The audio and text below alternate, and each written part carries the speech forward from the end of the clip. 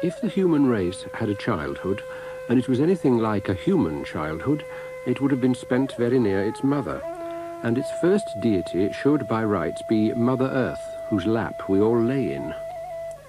Nobody said these things out loud before the search began, but it's fair to confess that they sat at the back of my mind.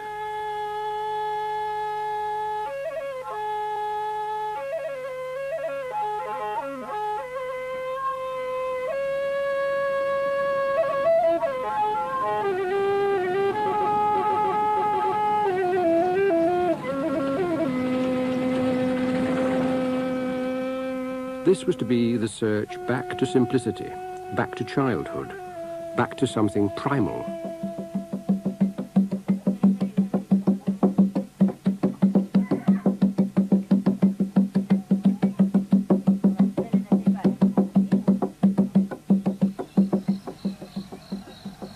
Sulawesi is the island we used to call Celebes, one of the 3,000 islands of Indonesia.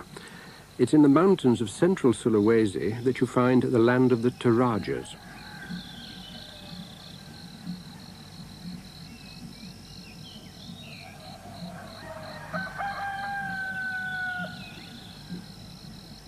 When I first heard the words primal religion, I thought in terms of scattered remnants and small numbers. It's a shock to discover that this label covers the way of life of 200 million of the world's inhabitants. Among them, the Torajas.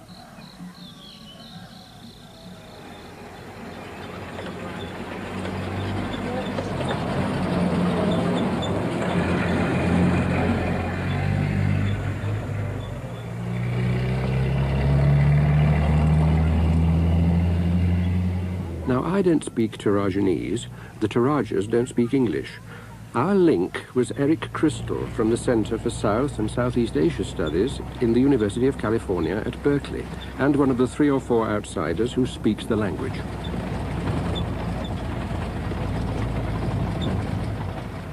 There's no way around the fact that the Torajas I came to know about are Torajas reflected through an American anthropologist. I think I could fairly say I've become more partisan than a detached observer.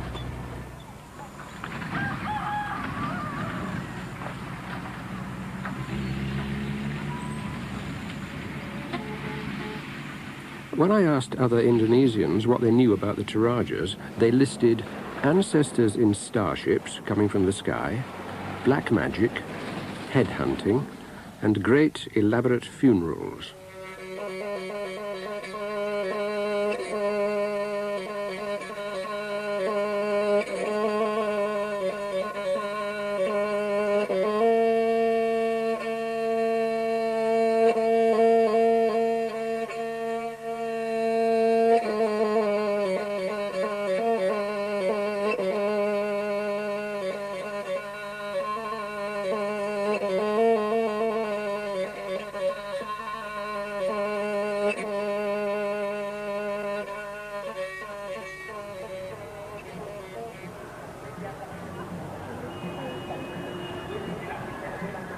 Eric Crystal kept saying he wished we had a helicopter.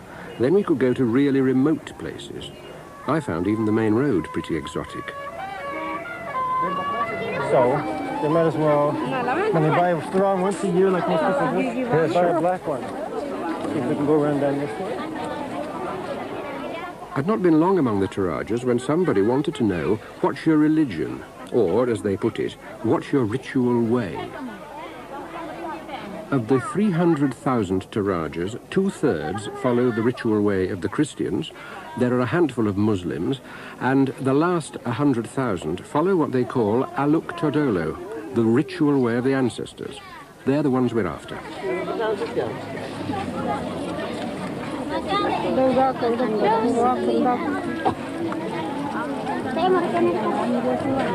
What's this stuff they chew? Yeah, people here, like all over Southeast Asia, chew betel nut. Oh, I see. And the combination of the betel leaf and lime powder makes their mouths kind of red. These are little shrimp that come from the rice paddies. Shrimps? Yeah. Like whitebait. Now let's see what we can find to have any food here. Oh, apa Di balok rakatulemo, Indo. Di balok. Di dakatulemo sang lemo. Di balok rakapatulemo kwa. Man kemudian dia tu duami. Di balok rakapatutai. What are you asking them? Oh, she said, I asked her, how about your grapefruit? Maybe we could buy one of those grapefruits since it's so warm here. That she just brought, she was going to eat it herself. Oh, I see. Jadi, tayo ka di balak to baka kami. When you talk to them, why do you go, at the end of every sentence? Well, that's the way they talk. Jadi, tayo ka to lemo?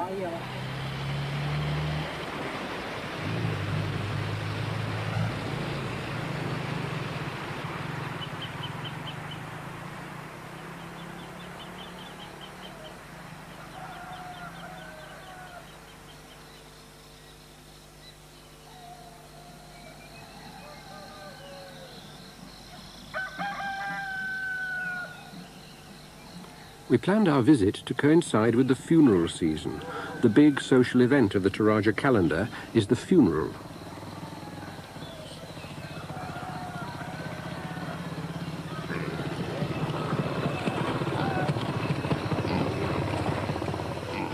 According to Eric Crystal, when a rich man goes by, you don't say, he's worth so many pounds or so many dollars. You say, 50 water buffalo will be sacrificed when that man goes. 5,000 people will come to see him off. It will be a 7-day celebration. Like the one we were invited to at a place called Sangala.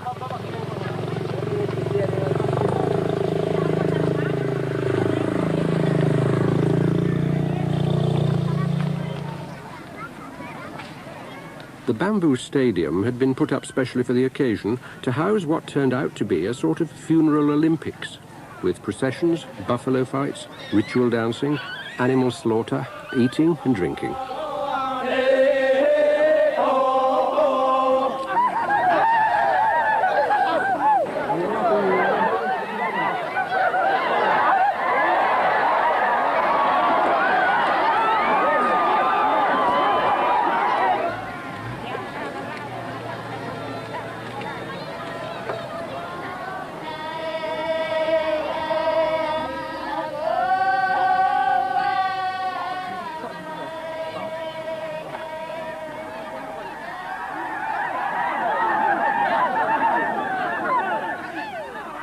An outburst of high spirits at a funeral can happen where I come from too, but is never quite proper.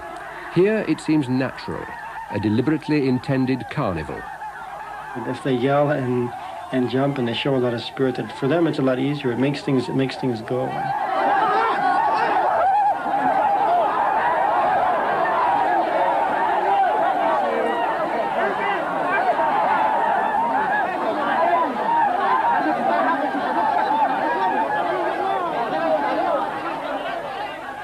There in the centre is the pavilion where the body lies.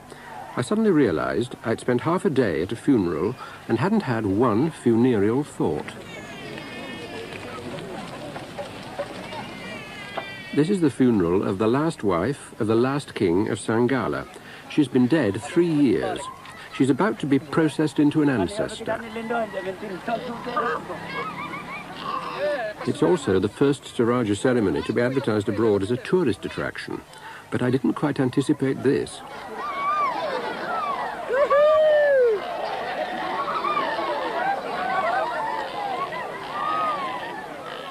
What's interesting to me is that so many people from the West seem to be seeking something in Toraja culture. What do you think they find, those you've talked to? Well, I've been very, very interested to talk to these tourists because I find in the main they're quite serious people. They're not here for a lark, to go sunbathing or go swimming, because people don't do that here. Noticing them, watching them in rituals, I think they want desperately to kind of be involved in a way. I mean, they think they don't really understand what's happening, but what they do understand is that here is a genuine, something very genuine, a genuine religious ritual and ceremony, which is terribly meaningful to the people here. A lot of the religious rituals and ceremonies we find in the West seem to be terribly artificial and generally meaningless even to the people who are participating in them for perhaps social reasons or other reasons. It's very hard to reach the essence of Toraja religion, but just being there on the periphery seems to have some significance to a lot of people from the West.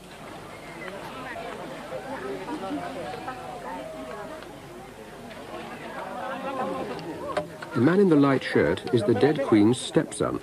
He's a Christian and he's in charge of the funeral. It's taken him 3 years to draw it all together.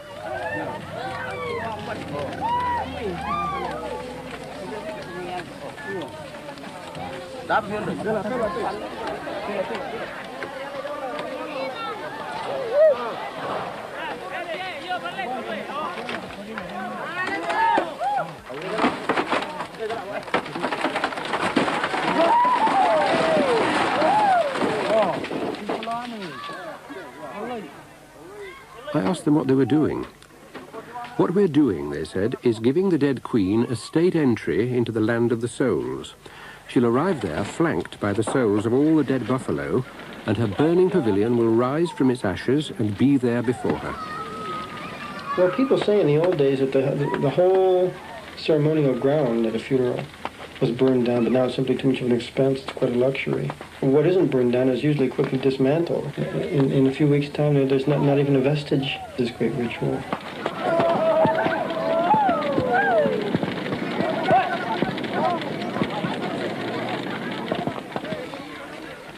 The day finished with a mile-long jog from the funeral field to the burial place.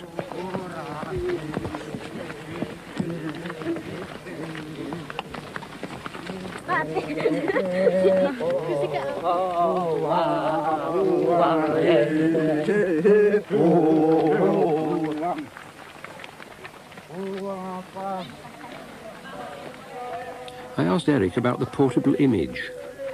This image, which is so-called Tau statue, carved in Nanka wood of the deceased, who was passed away quite a time ago, is constructed only in the large 7-day death ceremonies. Only people of considerable wealth are usually presented with this type of an image. Why do you say passed away rather than died? Well, so died seems something more abrupt. People here, they just say, he's dead. Matemo. And that's it. You know, they don't use these types of euphemisms. Yeah. But you use a euphemism. I do. Well, I'm not from here. I'm from the West. And I think it's an inability to directly confront the fact of death, typical of Western society.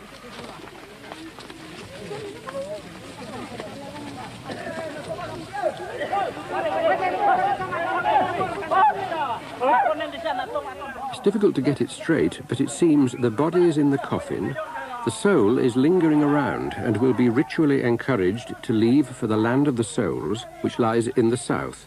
After some time there, it'll be released to the stars. And the wooden effigy marks the high rank of the person who died.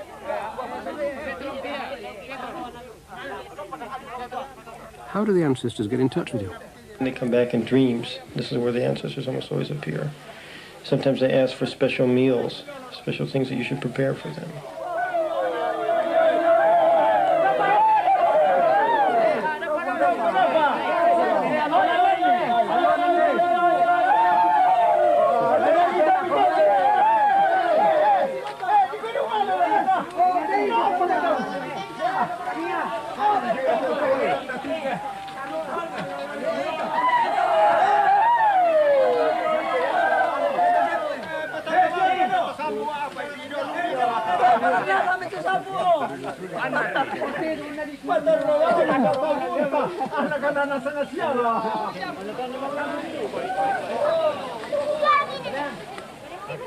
Now, the Queen was having her headscarf tied when a visitor moved in and offered his baseball cap. I'm sure he meant well, but should he have done it? There's a great taboo to fool around with these statues. That is, you may never go up and touch them except if there's a specific ritual or a reason to do so. And you're not supposed to talk dirty or urinate or defecate in the vicinity of the Tau statues. And if you bother these statues or molest them in any way, you're liable to get sick, and your stomach will get very big, and you could even die.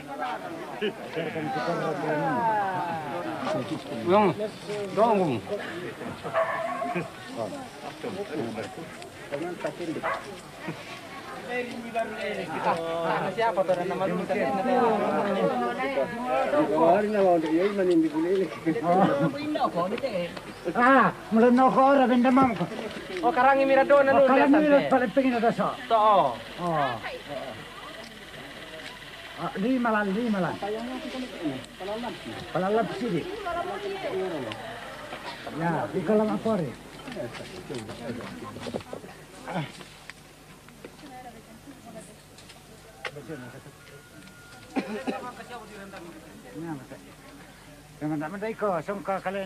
Anyone with thoughts of childhood, simplicity, a return to something primal, is bound to wonder, haven't I come too late?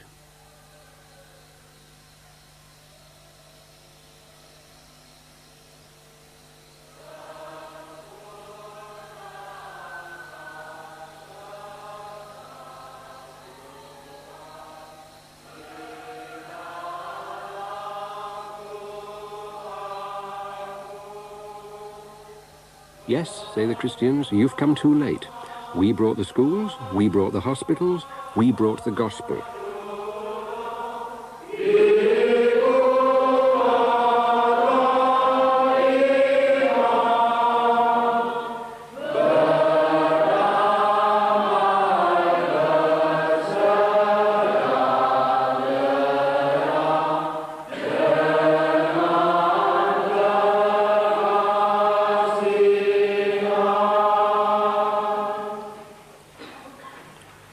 Percent of the Torajas are Christians, but the followers of Aluk Todolo, the way of the ancestors, are fighting back. How, they argue, do you measure the depth of someone's allegiance? What a man or woman will do in sickness, in a crisis, or when the ancestors call. And another thing, they say. In 1969, the government, for reasons of its own,